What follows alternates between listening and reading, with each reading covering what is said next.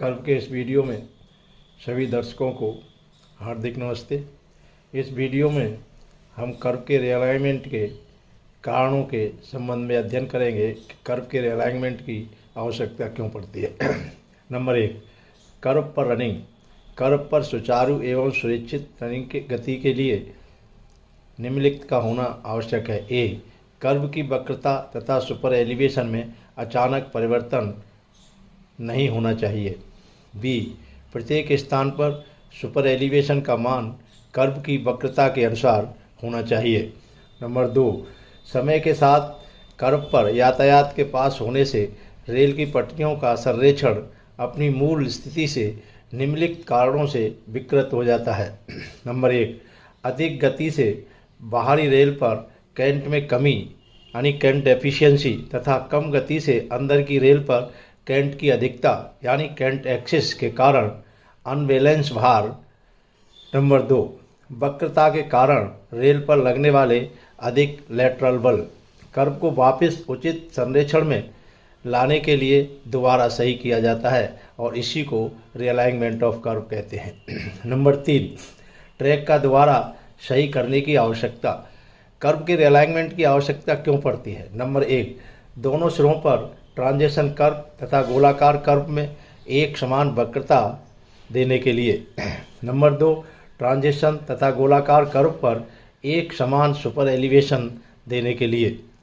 Number 3, दो compound कर्वों के बीच transition देने के लिए तथा ट्रांजिशन की लंबाई बढ़ाने के लिए।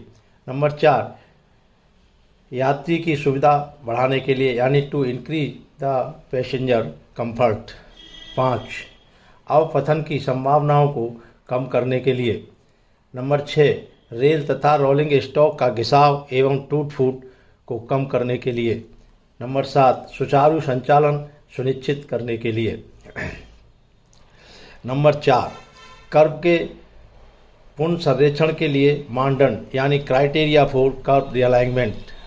नंबर 1, कर्व पर गति 160 किलोमीटर प्रति घंटा तथा 110 किलोमीटर प्रति घंटा के लिए station to station versine variation 10 millimetre तथा 110 kmph के लिए 15 मिलीमीटर अथवा गोलाकार भाग में औसत वर्साइन 20%, दोनों में से जो भी अधिक हो जाता है तो कर्व के रीअलाइनमेंट की आवश्यकता पड़ती है। नंबर 2, गति 110 kmph से कम तथा 50 किलोमीटर प्रति घंटा तक।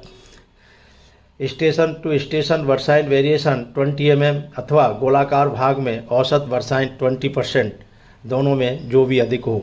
नंबर 3, गति 50 kmph प्रति घंटा से कम, 40 mm अथवा गोलाकार भाग में औसत वर्साइन 20%, दोनों में जो भी अधिक हो। नोट नंबर 1, यदि निरीक्षण के समय कुछ ही स्टेशनों की वर्साइन उपरोक्त सीमा से अधिक पाई जाती हैं तो कर्व को स्थानीय समायोजन यानी लोकल एडजस्टमेंट के द्वारा अतिशीघ्र ठीक करना चाहिए। दूसरा, यदि 20% से अधिक स्टेशनों पर उपरोक्त निर्धारित सीमा से अधिक अंतर पाया जाता है तो 1 महीना के अंदर पूरे कर्व को रीअलाइनमेंट करने की योजना बनानी चाहिए। धन्यवाद।